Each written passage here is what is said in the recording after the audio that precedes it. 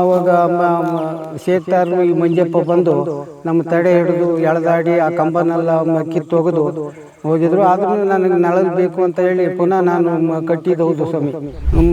ನಮ್ಮ ಸಾಗರ ತಾಲೂಕಿಗೆ ಅವರು ಅತ್ಯಂತ ಗೌರವ, ನಾವು ಅವರಿಗೆ ಅತ್ಯಂತ ಗೌರವ ಕೊಡ್ತೀವಿ ಸಣ್ಣರಾದರು.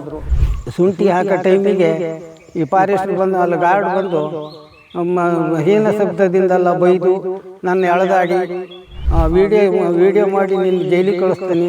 ಅಲ್ಲ ಸ್ವಾಮಿ, ನಾವು ಜೈಲಿಗೆ ಹೋಗೋದ್ರೆ ನಾವು ಗಂಡ ಹೆಂಡ್ತಿ, ನೀವು ಇಂಥ ಜೈಲಿಗೆ ಬರ್ರಿ ಅಂದರೆ ನಾನು ಅವತ್ತು ಜೈಲಿಗೆ ಬರ್ತೀನಿ ಅಂತಲೂ ಅವ್ರ ಹತ್ರ ಹೇಳಿದ್ದೀನಿ.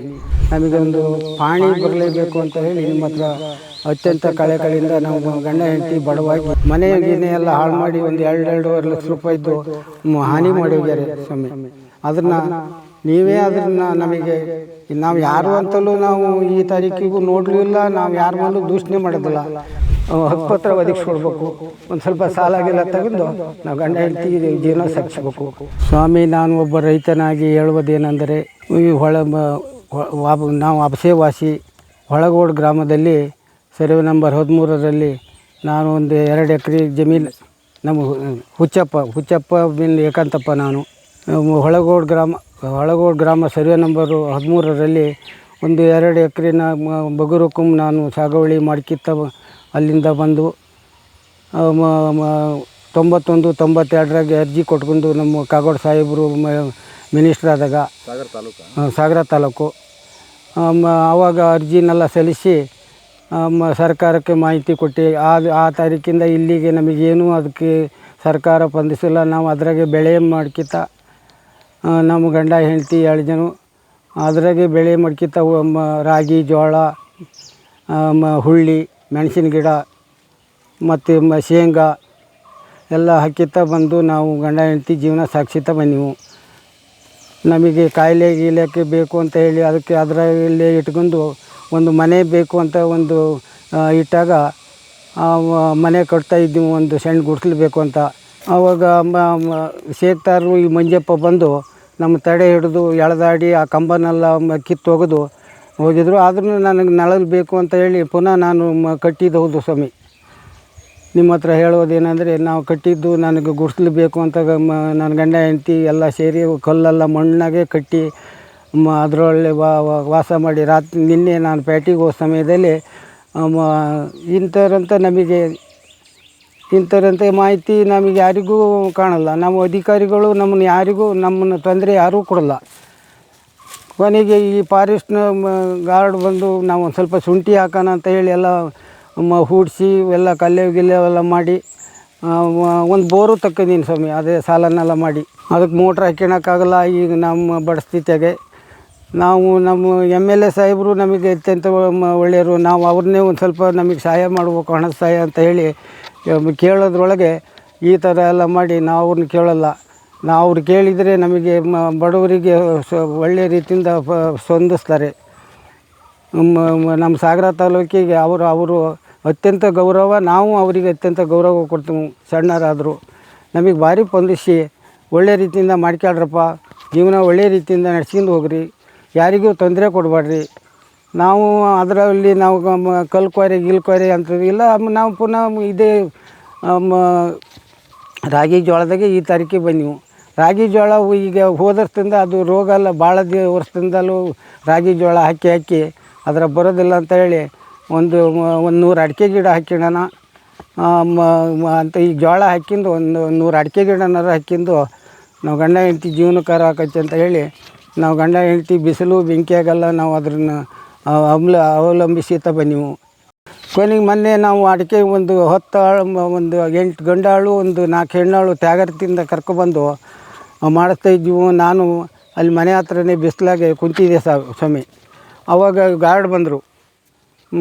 ಕೆಲಸ ಮಾಡೋಕ್ಕಾಗೋದಿಲ್ಲಪ್ಪ ಅಂದ್ರೆ, ಎಂತ ಸರ್ ನಾವು ಮತ್ತು ಜೀವನಕ್ಕೆ ಬೇಕಲ್ಲ ನಾವು ಅಂದ್ರೆ, ಮಾಡೋಕ್ಕಾಗೋದಿಲ್ಲ, ಮೇಲಿಂದ ಆದೇಶ ಬಂದೈತಿ. ಆದೇಶ ಬಂದರೂ ನಾವು ಮಾಡಿದೆ ಸ್ವಾಮಿ. ಅದ್ರ ಈಗ 91ರಿಂದಲೂ ನಾವು ಜೀವನ ಸಾಕ್ಷಿಂತಲೇ ಬಂದೀವಿ. ಅದ್ರಾಗ ಮಂಜೂರು ಮಾಡಬೇಕು ಅಂತ ಕೋರಿದಾಗ ನಮ್ಮ ತಹಸೀಲ್ದಾರ್ ಅವರೆಲ್ಲ ನಮಗೆ ಭಾಳ ಇದನ್ನು ಕೊಟ್ಟು ನಮಗೆಲ್ಲ ರಿಕಾರ್ಡೆಲ್ಲ ನಮ್ಮ ಹೆಂಡತಿ ಹೆಸರಿಗೆ 2.5 ಎಕರೆನ ಮಂಜೂರು ಮಾಡೋಕ್ಕಾಗೆಲ್ಲ ರಿಕಾರ್ಡ್ ಮಾಡ್ಯಾರೆ. ನೀನು ಅದು ನಮಗೆ ಪಾಣಿ ಗಿಣಿ ಹಕ್ಕುಪತ್ರ ಸಿಗಲ್ಲ ಸ್ವಾಮಿ. ನಾವು ಈ ರಾಗಿ ಇದನ್ನು ಶುಂಠಿ ಹಾಕೋ ಟೈಮಿಗೆ ಈ ಫಾರೆಸ್ಟ್ರು ಬಂದು ಅಲ್ಲಿ ಗಾರ್ಡ್ ಬಂದು ಹೀನ ಶಬ್ದದಿಂದೆಲ್ಲ ಬೈದು ನನ್ನ ಎಳೆದಾಡಿ ಮತ್ತೊಂದು ಎಂತ ನಿನ್ನ ವೀಡಿಯೋ ಮಾಡಿ ನಿನ್ನ ಜೈಲಿಗೆ ಕಳಿಸ್ತೀನಿ. ಅಲ್ಲ ಸ್ವಾಮಿ, ನಾವು ಜೈಲಿಗೆ ಹೋಗೋದ್ರೆ ನಾವು ಗಂಡ ಹೆಂಡ್ತಿ ನೀವು ಇಂಥ ಜೈಲಿಗೆ ಬರ್ರಿ ಅಂದರೆ ನಾನು ಅವತ್ತು ಜೈಲಿಗೆ ಬರ್ತೀನಿ ಅಂತಲೂ ಅವ್ರ ಹತ್ರ ಹೇಳೀನಿ. ನಮಗೆ ಮತ್ತೆ ಬೇರೆ ದಾರಿ ಇಲ್ಲ.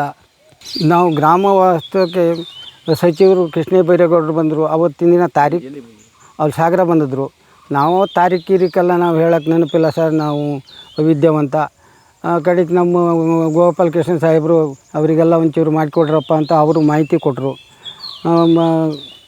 ನಾವು ಅದ್ರಾಗೆ ಡಿ ಸಿ ಗೀಸಿ ಎಲ್ಲ ಅವರು ಆರ್ಡರೆಲ್ಲ ಇದು ಮಾಡಿ ನಮಗೊಂದು ಪಾಣಿ ಬರಲೇಬೇಕು ಅಂತ ಹೇಳಿ ನಿಮ್ಮ ಹತ್ರ ಅತ್ಯಂತ ಕಳೆಕಳಿಯಿಂದ ನಾವು ಗಂಡ ಹೆಂಡ್ತಿ ಬಡವಾಗಿ ಬೇಡ್ಕೊಳ್ತೀನಿ. ನಾವು ಗಂಡ ಹೆಂಡ್ತಿ ಜೀವನ ಸಾಗಿಸೋಕ್ಕಾಗಿ ಮಾನ್ಯ ಮುಖ್ಯಮಂತ್ರಿ ಸಾಹೇಬರಿಗೆ ಬೆಂಗಳೂರಿಗೆ ಹೋದೆವು. ಬೆಂಗಳೂರಿಗೆ ಹೋದರೆ ಅವರು ಕಾಣೋಕ್ಕಾಗಲ್ಲ. ಕೊನೆಗೆ ಅವರು ಪಿ ಎ ಇದರಿಂದ ನಮಗೊಂದು ಲೆಟ್ರನ್ನೂ ಕಳಿಸ್ಯಾರೆ. ಇವರಿಗೊಂದು ಭೂಮಿ ಸಹಾಯ ಮಾಡ್ರಪ್ಪ ಅಂತ ಹೇಳಿ ಅವರು ಒಂದು ಸಹಾಯ ಮಾಡಿ ನನಗೆ ಆ ಪತ್ರನೂ ಕಳಿಸ್ಯಾರೆ. ಮತ್ತು ಶಿವಮೊಗ್ಗ ಡಿ ಸಿ ಹತ್ರನೂ ಬಂದೀವಿ ಗಂಡ ಹೆಂಡ್ತಿ. ಇಷ್ಟು ವರ್ಷ ಆಗೋಲ್ಲ ನಮಗೆ, ಏನಾದ್ರು ಒಂದು ಲೋನ್ ಗೀನು ತಗೊಂಡು ನಾವು ಕಾಯಿಲೆ ಗೀಲಕ್ಕೆ ಬೇಕು ಅಂತ ಹೇಳಿ ಅತ್ಯಂತ ಸ್ವಲ್ಪ ನಾವು ದುಃಖದಿಂದಲೇ ಅವ್ರ ಹತ್ರ ಒಂದು ಕಣ್ಣೀರೆಲ್ಲ ಇದು ಮಾಡಿ ಕೇಳ್ಕಿ ನೀವು ಆತು ಹೋಗಪ್ಪ, ನಾವು ಮಾನ್ಯ ತಹಸೀಲ್ದಾರಿಗೆ ಹೇಳ್ತೀನಿ, ಅಲ್ಲೆಲ್ಲ ರೆಡಿ ಮಾಡ್ತಾರೆ. ಅಷ್ಟ್ರ ಮೇಲೆ ಎಲ್ಲ ರಿಕಾರ್ಡೆಲ್ಲ ಫಾರೆಸ್ಟ್ ಸರ್ವೇನೂ ಆಯ್ತು. ಫಾರೆಸ್ಟ್ ರಿಪೋರ್ಟು ಕೊಟ್ಟಾರೆ, ವಿಲೇಜ್ ರಿಪೋರ್ಟು ಕೊಟ್ಟಾರೆ, ಮತ್ತು ಶೇಕ್ದಾರ್ ರಿಪೋರ್ಟು ಕೊಟ್ಟಾರೆ. ನಮಗೆ ನಿನ್ನ ತಹಸೀಲ್ದಾರ್ ಒಂದು ಸಮ್ ಕೊಟ್ಟು ಪಾಣಿ ಬರ್ತೈತೆ ಅಂತ ಹೇಳಿ ಕಾಯ್ತಾ ಇದ್ದೀವಿ. ಆ ಭೂಮಿ ಒಳಗೆ ನಾವು ಬಿಸಿಲು ಬೆಂಕಿ ಗಂಡ ಹೆಂಡ್ತಿ ಸದಾ ಈ ತಾರೀಕಿಗೂ ನಾವು ಅಲ್ಲೇ ಇದ್ದೀವಿ. ರಾತ್ರಿ ನಮ್ಮನ್ನು ಮನೆ ಗಿನೆ ಎಲ್ಲ ಹಾಳು ಮಾಡಿ ಒಂದು 2-2.5 ಲಕ್ಷ ರೂಪಾಯಿದ್ದು ಹಾನಿ ಮಾಡಿ ಹೋಗ್ಯಾರೆ ಸ್ವಾಮಿ. ಅದನ್ನು ನೀವೇ ನಮಗೆ ನಾವು ಯಾರು ಅಂತಲೂ ನಾವು ಈ ತಾರೀಕಿಗೂ ನೋಡಲಿಲ್ಲ. ನಾವು ಯಾರ ಮೇಲೂ ದೂಷಣೆ ಮಾಡೋದಿಲ್ಲ. ನೀವೇ ನಮಗೆ ಸರ್ಕಾರದಿಂದಲೇ ನಾವು ಮತ್ತು ನಮ್ಮ ಗೋಪಾಲ್ ಕೃಷ್ಣ ಸಾಹೇಬ್ರನ್ನ ಮೊನ್ನೆ ಸಾಗರ ಇದ್ರಾಗೆ ಒಂದು ಸಭೆ ಇಟ್ಟಿದ್ರು. ಅವ್ರ ಹತ್ರ ನಾ ಕೇಳ್ಕೊಂಡಾಗ ಎಲ್ಲ ರೈತರಿಗೂ ಇದರ ಮಾಡ್ರಪ್ಪ, ಅವ್ರೇನು ಮರ ಗಿರ ಕಡ್ದಾರಲ್ಲ, ಅವ್ರು ನೋಡಿದ್ರೆ ಭಾರಿ ಸ್ಮೂತ್ ಜನ. ನಾವು ಆದ್ರೂ ಯಾವಾಗಲೂ ನಾವು ವನ ಗಿನ ಕಡ್ದು ನಾವು ಭೂಮಿ ಮಾಡಿದಾರಲ್ಲ, ನಾವು ಮಾಡೋದಿಲ್ಲ, ಮಾಡಲೂ ಇಲ್ಲ. ನಮ್ಮ ತಂದೆ ತಾಯಿಯಿಂದಲೂ ನಾವು ಅದನ್ನು ಅವಲಂಬಿಸ್ಕೊಂತಲೇ ಬಂದೀವು.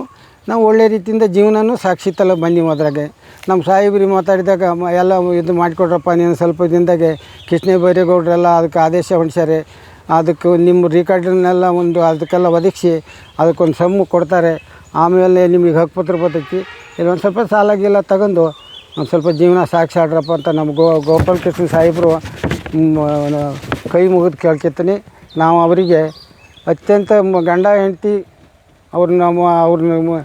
ನಮ್ಮ ಇವತ್ತು ಅಣ್ಣನೂ ಹೌದು, ತಂದೆನೂ ಹೌದು, ಬಂಧು ಬಳಗನೂ ಹೌದು ಅಂತ ಹೇಳಿ ಅವ್ರ ಮೇಲೆ ನಾವು ಅಲ್ಲಿಂದ ಇಲ್ಲಿಗೂ ನಾವು ಸಣ್ಣಲಾಗ್ತಿಂದಲೂ ನಮ್ಮ ತಂದೆ ತಾಯಿನೂ ಅವರು ನಮ್ಮ ಇದ್ರಾಗೆ ಬಂದರು ಪಕ್ಷದಾಗೆ. ನಾವು ಈ ತಾರೀಕಿಗೆ ಬಂದೀವು, ನಮಗೇನೂ ತೊಂದರೆ ಆಗೋಲ್ಲ. ಈಗ ಒಂದು 20 ಈಚೆಗೆ ನಮಗೆ ಈ ಥರ ತೊಂದರೆ ಕೊಟ್ಟು ನಮಗೀಗ ಇರೋಕ್ಕೆ ನಳಲು ಇಲ್ಲ. ಆ ಥರ ಮಾಡಿ ಮನೆಯನ್ನೆಲ್ಲ ಕೆಡಗಿ ಈ ಫಾರೆಸ್ಟ್ರು ಗಾರ್ಡು ಮತ್ತು ಇದು ಶೇಕ್ದಾರರು ಮಂಜಪ್ಪ ಅವ್ರ ಮೇಲೆ ನಮಗೆ ಮತ್ತು ಬಾಕಿ ದೊಡ್ಡ ಅಧಿಕಾರಿ ನಮಗೆ ಭಾರಿ ಸ್ಪಂದಿಸಿದ್ರು. ಕಟ್ಟಿಗೆ ಜೈಲಿಗೆ ಕಳಿಸ್ತೀನಿ. ನಾನು ಹಠ ಮಾಡಿ ನಾನು ಗಂಡ ಹೆಂಡ್ತಿ ಮಣ್ಣು ಕಲಿಸಿ ಅದೇ ಕಲ್ಲನ್ನೆಲ್ಲ ಕಟ್ಟಿ ಒಂದು ತಗಡಿನ ಬಾಗಿಲನ್ನೆಲ್ಲ ನಿಲ್ಲಿಸಿ ಒಂದು ಮರದ್ದು ಕಟ್ಟಿಗೆಗೆ ಒಂದು ಇದು ಮಾಡಿ ಸೀಟು ಗೀಟು ಎಲ್ಲ ಒಡೆದು ನಮಗೆ ಅಲ್ಲಿ ಕುಂಡ್ರಾಕಿಲ್ದಂಗೆ ಮಾಡ್ಯಾರೆ ರಾತ್ರಿ. ನಾವು ಯಾರು ಅವರು ನಮಗೆ ಕಣ್ಣಿ ಕಾಣಲ್ಲ, ಈ ಫಾರೆಸ್ಟ್ ಗಾರ್ಡು ಕಣ್ಣಿ ಕಾಣಲ್ಲ. ಯಾರು ಮಾಡ್ಯಾರ ಅಂತ ನೀವೇ ನ್ಯಾಯ ಒದಗಿಸ್ಕೊಡ್ಬೇಕು. ನಾವು ಅತ್ಯಂತ ನೀವು ನ್ಯಾಯ ಒದಗಿಸ್ಕೊಡ್ದಿದ್ರೆ ನಾವು ಗಂಡ ಹೆಂಡ್ತಿ ಈಗ 60-67 ವರ್ಷ, ನಮ್ಮ ಮಕ್ಕಳು ಅವ್ರವ್ರಿಗೆ ಇದಕ್ಕೆ ಇದ್ದಾರೆ. ನಮಗೇನು ಕಾಯಿಲೆ ಕಸಾಲಿಗೆ ಒಂದು ಅವರು ಕೂಲಿ ಮಾಡಾರೆ. ನಾವು ಅತ್ಯಂತ ನಮ್ಮ ಸರ್ಕಾರ ಇದು ಮಾಡದೆ ಹೋದರೆ ನಮಗೆ ಖುಷಿನೇ. ನಿಮ್ಮ ಸರ್ಕಾರದ ವತಿಯಿಂದ ಕೈ ಮುಗಿದು ಕೇಳ್ಕೊತೀನಿ. ಇದನ್ನೊಂದು ರೆಕಾರ್ಡ್ ಮಾಡಿ ನನಗೊಂದು ಹಕ್ಕುಪತ್ರ ಒದಗಿಸ್ಕೊಡ್ಬೇಕು. ಒಂದು ಸ್ವಲ್ಪ ಸಾಲಾಗೆಲ್ಲ ತಗೊಂಡು ನಾವು ಗಂಡ ಹೆಂಡತಿ ಜೀವನ ಸಾಗಿಸ್ಬೇಕು. ಅಲ್ಲಿ ಒಂಚೂರು ಬೆಳೆನ ಒಂಚೂರು ಅಭಿವೃದ್ಧಿ ಮಾಡಿ ಸರ್ಕಾರಕ್ಕೂ ತೋರಿಸಿ ನಾವು ನಮ್ಮ ಗೋಪಾಲಕೃಷ್ಣ ಸಾಹೇಬ್ರನ್ನವ್ರನ್ನೆಲ್ಲ ಅಲ್ಲಿಗೆ ಕರೆಸ್ಬೇಕು ಅಂತ ಮಾಡೀನಿ. ನಮ್ಮ ಕಾಗೋಡು ಸಾಹೇಬ್ರನ್ನು ಗೋಪಾಲಕೃಷ್ಣ ಸಾಹೇಬ್ರನ್ನು ಅಲ್ಲಿಗೆ ಕರೆಸಿ ಅವ್ರನ್ನೊಂದು ಖಾಲಿ ಬಿದ್ದು ಒಂದು ಸನ್ಮಾನ ಮಾಡಿ ಆ ಮಣ್ಣಿನಿಂದಲೇ ಅವ್ರು ನಾವು ಹೆಜ್ಜೆ ಇಡಿಸ್ಬೇಕು ಅಂತ ನಂದು ಕಳೆ ಬೇಡಿಕೆ. ಇಲ್ಲಿ ನಂದು ಸರ್ಕಾರದ ವತಿಯಿಂದ ನಮ್ಮ ಗೋಪಾಲಕೃಷ್ಣ ಸಾಹೇಬ್ರಿಂದ, ಕೃಷ್ಣ ಬೈರೇಗೌಡರ ಸಾಹೇಬ್ರಿಂದ, ನಮ್ಮ ಕಾಗೋಡು ಸಾಹೇಬ್ರಿಂದ ನಾವು ಒಂದು ತನ್ನ ತಿನ್ನೋಕ್ಕೆ ನಮಗೆ ಸಹಾಯ ಮಾಡಿಕೊಡ್ಬೇಕು.